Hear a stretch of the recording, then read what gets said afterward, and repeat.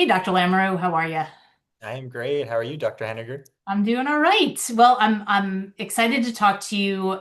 We're having a few discussions here about mental health because you have such a unique expertise in this. In addition to being a naturopathic doctor, tell me a little bit about your background.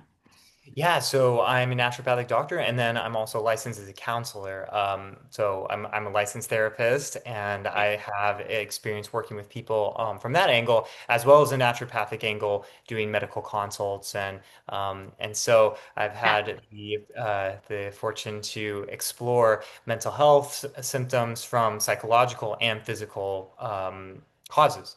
it's so great. It's like literally holistic health, right? As we described it with a WHOL, right? So And that's what we're all about. We're all yeah, about like how things are connected and the mind-body connection and yes. how can we incorporate all of those to get people the best results possible. Yeah, to get them feeling better. And so, one of the things I know you have recently enjoyed discussing with patients and I think is very exciting is the connection between, mitochondrial health and mental health. So tell me a little bit about this.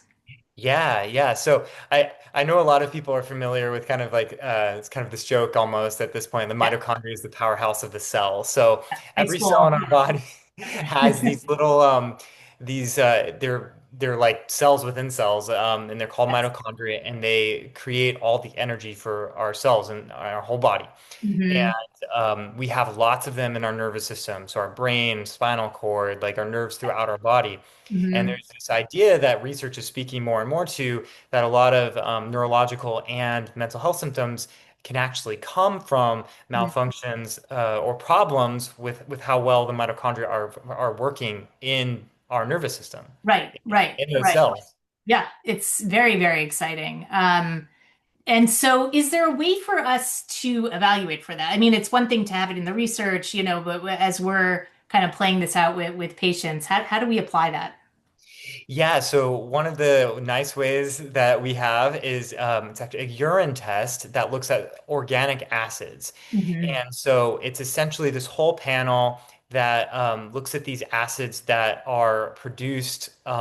They're sort of byproducts of things that the mitochondria are doing during the process of making energy. Right. And these sort of byproducts, we end up removing them in the urine.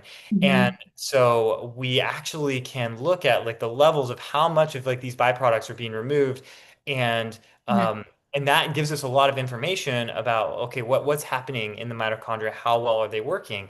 Yeah. And there's a lot to be said about that and about the specific Yes. things that we're looking at, but they can be linked to so many things, like for example, like nutrient deficiencies, Yeah. or whether you may have like an infection or inflammation Mm. or some sort of toxicity from like chemicals or heavy metals, like those kinds of things. And that can be really helpful for us when Yes. we're trying to treat the cause and help people and then get those mitochondria in those cells to Yeah. work better.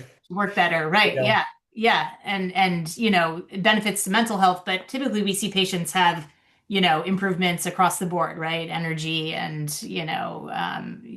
many things, sleep and so on down the line. So it's exciting for us and, takes it out of this very kind of slender model of, just looking at mental health as brain function, neurochemistry, right? It's very kind of encompasses the whole body and everything impacting it. So, Absolutely. so it's fun. Fun to talk about too. So thank you so much. Of course.